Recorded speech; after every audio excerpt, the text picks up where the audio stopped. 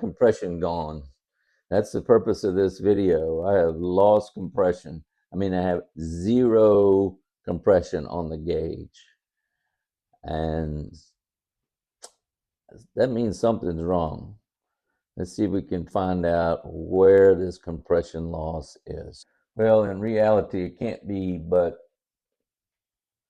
three things, either in the exhaust valve, intake valve, or somewhere in the piston. Could be the piston itself, the rings, but one of those three general areas. You could have them all three together, but since it's zero, my guess it's in the valve.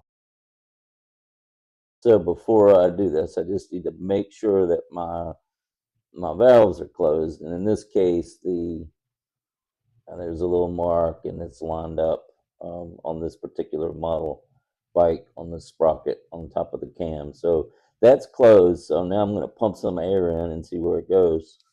So I've taken the basically the valve that is the bottom piece that goes on the compression gauge, and I just screwed in the this little thing from a compressor fitting. It just happened that the threads lined up. Just looked around to try to find something that worked. So right now I'm at top dead center. So I have the carburetor off. If I were doing this with the carb on, I'd need to open the throttle all the way up. I've got this air hose. I'm just going to just blow in here.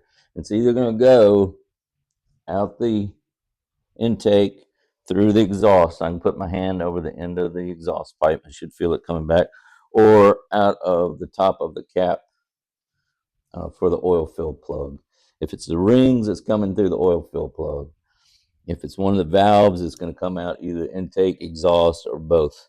So let's see what happens. Got my hand over the intake valve to, let's see. Oh man, it's just blowing straight out, just straight through here, right through the intake valve. So that means I have a bent intake valve, or a non-seating intake valve. So how did that happen? Well, I'll tell you how I ended up with no compression.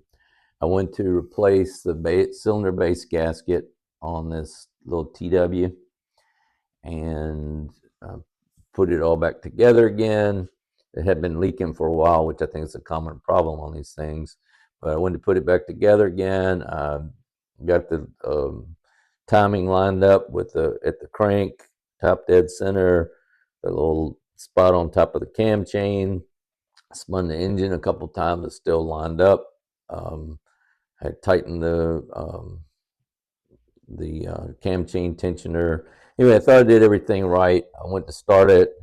I heard a click, click, click, and I pulled the cam, the plate off the side of the cam sprocket, cam chain sprocket, and it was about at a 10 o'clock position when the crank was at top dead center. So something was clearly off, and now I get to pay stupid tax because the timing jumped, and I don't know why, but first time this has ever happened. But now I get to put a new valve in. Another thing you could do, when I pull this head off, when it's upside down, I put a spark plug in. I can verify that it's the intake valve by filling it with a fluid. I usually use seafoam or gasoline or something, some sort of a solvent, and it should run out the intake manifold if it's just the intake valve. Anyway, that's what happened. Now I gotta fix it.